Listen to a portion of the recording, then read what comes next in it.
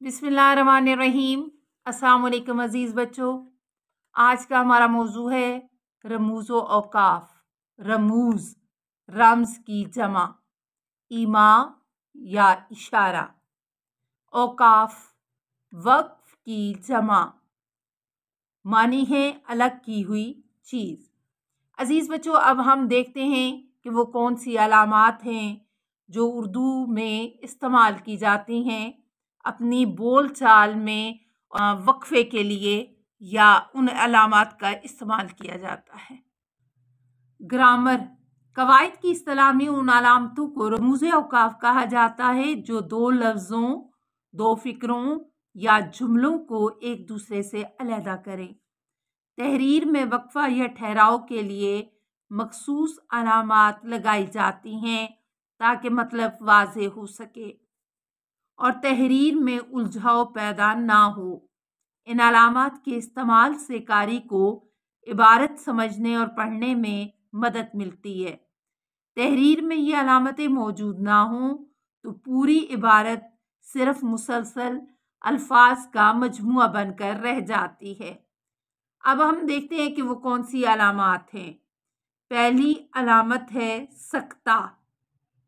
छः की तरह से उर्दू में सक्ता की अलामत लगाई जाती है। एक जुमले के अल्फाज या मुरक्कबात के दरमियान में इस्तेमाल किया जाता है और इस पर बहुत थोड़ा सा ठहरना होता है, यानी तवक्कुफ करना। मिसाल देखिए, जैसे अहमद ने सेब, केले, अंगूर और अनार खरीदे। फलों के नामों के दरमियान में ये छः की तरह से जो अलामत लगाई गई है इसको सक्ता कहते हैं। अजीज बच्चों, दूसरी अलामत है वक्फा। छः की तरह से अलामत है और नीचे एक छोटा सा नुक्ता। इसकी अलामत है जब सक्ते से ज़्यादा ठहरने की ज़रूरत हो वहाँ वक्फा इस्तेमाल किया जाता है। इसका इस्तेमाल दर्ज झैल मौक़े पर होता है।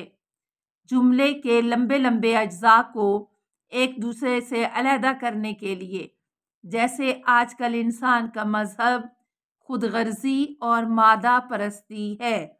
यहाँ पे कुछ बात ख़त्म हुई तो दरमियान में वक्फा की अलामत लगाई गई। दगाबाजी और फरेबकारी उसका शेवा है। यहाँ बात ख़त्म हो गई और ख़त्मा की अलामत लगी। नेकी कर दरिया में डाल। नेकी कर के बाद अलामत लगी है। जुमलों के मुख्तलिफ अज्जा पर ज़्यादा ताकीद देने के लिए भी इस अलामत को इस्तेमाल किया जाता है। जैसे तुम आओगे तो हमें खुशी होगी। वक्फा की अलामत है ना आओगे तो सब्र कर लेंगे। अब नहीं आना और सब्र करना इसके दरमियान में छोटा, या ये कह सकते हैं कि थोड़ा वक्फा है, यहाँ पर सक्ता की अलामत इस्तेमाल की गई है। अगली मिसाल में देखिए कि जिन जुमलों के लंबे लंबे अज्जा के दरमियान वरना, इसलिए, लिहाजा, अगरचे, हालांकि वगैरह जैसे अल्फाज आए वहाँ ज़हन को समझने का मौका देने के लिए यह अलामत इस्तेमाल की जाती है जो कि वक्फा की अलामत कहलाती है। अजीज़ बच्चों, अगली अलामत है राब्ता। दो नुक्ते हैं ऊपर नीचे और इसका इस्तेमाल वहाँ होता है जहाँ वक्फे से ज़्यादा ठहरना मकसूद हो। जैसे किसी ने क्या खूब बात की है, तंदुरुस्ती हज़ार नेमत है। इन दोनों जुमलों के दरमियान में राब्ता की अलामत। नंबर 2, सदाम देख सकता है, बोल नहीं सकता। दोनों के दरमियान में राब्ता की अलामत लगाई गई। अगली इसका देखिए कि इसका इस्तेमाल वहाँ होता है यहाँ जुमले के किसी साबिक बात या ख्याल की तशरीह या तस्दीक की ज़रूरत हो। बकौल शायर, आदमी को साहिबे किरदार होना चाहिए। किसी मुख्तसर मकूले या कहावत को बयान करना हो या तमहीदी जुमले के बाद ये अलामत आती है। सालिक साहिब ने क्या खूब कहा है, तंदुरुस्ती हज़ार नेमत है। इसके दरमियान में राब्ता की अलामत को इस्तेमाल किया गया। इस जुमले के दो हिस्से करके दरमियान में राब्ता की अलामत को इस्तेमाल किया गया। दो ऐसे जुमलों के दरमियान जो एक दूसरे की ज़िद हों लेकिन दोनों मिलकर जुमला पूरा करें। नंबर 1, इंसान चल सकता है, उड़ नहीं सकता। दोनों के दरमियान में हमारी तो एक ही राय है, दीन को अपना शुआर बनाओ। नंबर 3, क्या खूब मकूला है, इत्तफाक में बरकत है। यहाँ भी इनके दरमियान में तीनों का, जहाँ आधा आधा जुमला मुकम्मल हो गया बात को पूरा करने के बाद, यानी राब्ता की अलामत के बाद बात को पूरा किया गया, यानी बात को पूरा करने से पहले राब्ता की अलामत लगाई गई। अजीज बच्चों, अगली अलामत है तफसीलिया। 2 नुक्ते डाल के आगे खत्मा की अलामत लगाई जाती है। यह अलामत तफसील बयान करने या तशरीह के लिए इस्तेमाल होती है, जहाँ मिसाल, फहरिस्त या कोई तफसील बयान करनी हो, इसका इस्तेमाल होता है। मिसाल में देखिए, नंबर 1, जो आदमी मुद्दजा झैल हदायत पर अमल करता है कभी बीमार नहीं होता। आगे अलामत तफसीलिया। नंबर 2, क्रिकेट की टीम में मुद्दजा झैल खिलाड़ी शामिल हैं। अलामत तफसीलिया की अलामत लगाई गई। अगली मिसाल में देखिए, अल्लामा इकबाल की किताबों की फहरिस्त दर्ज झैल है। या अगली मिसाल देखिए कि इंटरनेट के फ़वाइद और नुकसानात दर्ज झैल हैं। तो अजीज़ बच्चों, दर्ज झैल, मुद्दजा झैल, उसके बाद जो अलामत लगाई जाती है वो तफसीलिया की अलामत होती है। अगली अलामत है अजीज़ बच्चों ख़त, जो एक बड़ी सी लाइन की शक्ल में होता है, इसकी अलामत है। और ये अलामत जुमला मोतरज़ा से पहले और आखिर में लगाई जाती है, यानी मखसूफ कलमात के लिए भी इस्तेमाल होता है। जाहिद और डैश आपके पास आएंगे, यानी डैश ख़त की अलामत लगाई गई। मेरे ख्याल में डैश वो इतना ज़हीन नहीं जितना लोग समझते हैं। तो ये अलामत जुमला मोतरज़ा के पहले और आखिर में लगाई जाती है। मिसाल में देखिए, मेरी राय में अगरचे मैं माहिर तालीम तो नहीं हूँ, ये जुमले का हिस्सा नहीं है। हमारे निज़ाम तालीम में बहुत सी खामियां हैं, यानी पूरा जो सही जुमला है, मेरी राय में हमारे निज़ाम तालीम में बहुत सी खामियां हैं। ख़त के साथ अंदर जो हिस्सा इस्तेमाल किया गया वो इस जुमले का हिस्सा नहीं है, ये जुमला मोतरज़ा है। जब एक लफ्ज़ के दरमियान में कई दीगर अल्फाज इस्तेमाल हों तो लफ्ज़ के बाद ये निशान लगाते हैं।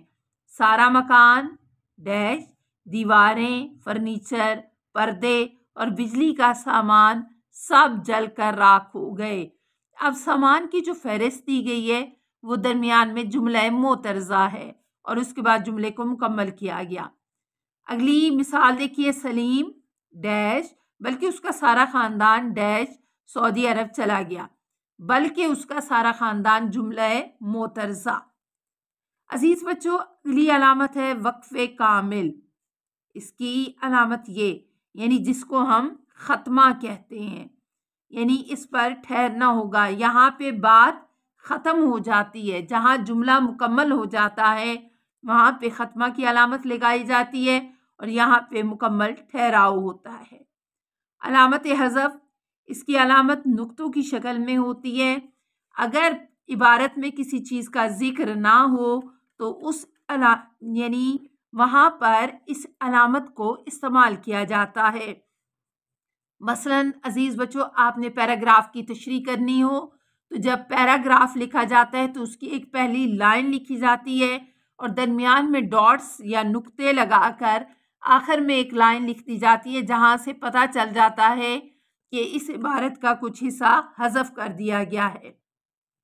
सवालिया, अलामत इस्तिफ़हाम, इसकी अलामत इस तरह से है, ये अलामत सवालिया जुमलों के आखिर में लगाई जाती है, जैसे क्या है, तुम कहाँ हो, मैच कौन जीता, वगैरह वगैरह।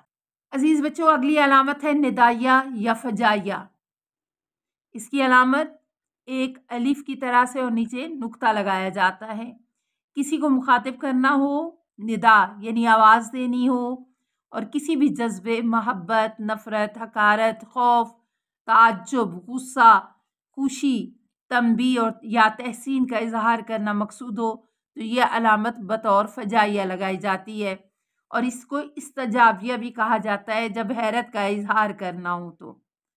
मिसाल देखिए, लड़के निदाया और निदाइया अलामत लगा के ज़रा इधर आओ, खबरदार तंबी की गई। निदाइया खबरदार के बाद फजाइया की अलामत, यानी इसी को नदाइया की अलामत को ही फजाइया कहा जाएगा, वहाँ ख़तरा है। शाबाश, तुम ज़रूर कामयाब होगे। शाबाश के बाद अलामत तहसीन के तौर पे मोहब्बत का इजहार किया गया, तहसीन का इजहार किया गया।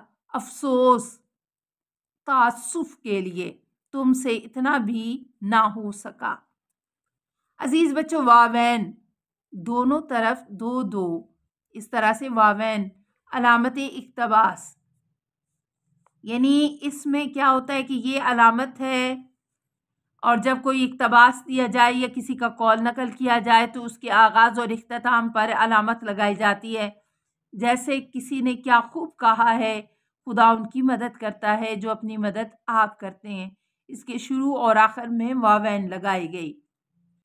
कौसैन, कौसैन कौस की तरह कमान की शक्ल की, यह अलामत जुमला मोतरज़ा या किसी चीज़ की तशरीह के मौके पर इस्तेमाल होती है।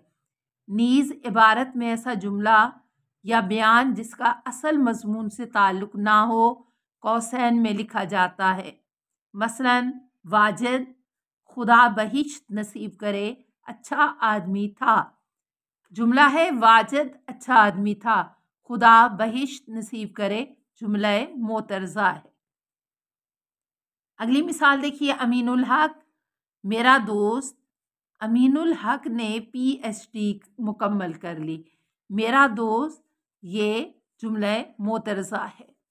अजीज़ बच्चों, आगे कुछ अलामात हैं, जैसे अलामत तर्क। इसकी अलामत एक नुक्ते की शक्ल में होती है, इबारत में से किसी लफ्ज़ के छूट जाने पर इस्तेमाल की जाती है। अलामत ज़ैल, यानी जो तफसीलिया वाली अलामत है वही अलामत ज़ैल भी कहलाती है। अलामत शेर, नसर के दरमियान में अगर शेर आ जाए तो ये अलामत इस्तेमाल की जाती है। अलामत मिसरा, नसर के दरमियान अगर मिसरा आ जाए तो ऐन की शक्ल में अलामत इस्तेमाल की जाती है। अलामत सफ़ा, यह अलामत स्वाद की आदि शक्ल के तौर पर सफ़े के हवाले से इस्तेमाल की जाती है। अगली है अलामत हाशिया, किसी जुमले या लफ्ज़ का मतलब हाशिए में लिखना हो तो ये अलामत इस्तेमाल की जाती है। अलामत तखल्लुस या बैत, यानी शायर के तखल्लुस पर इस्तेमाल होती है और उसकी निशानी यूं ऊपर की तरफ एक लाइन की शक्ल में होती है। अलामत अल-अख, ये अलामत इला आखिर ही का मुखफ़्फ़ है। इबारत के कुछ अल्फाज लिख कर कुछ नुक्ते डालकर आखिर में अल-अख लिख देते हैं, जहाँ पता चलता है कि यहाँ से लेकर आखिर तक इस अलामत को इस्तेमाल किया जाएगा।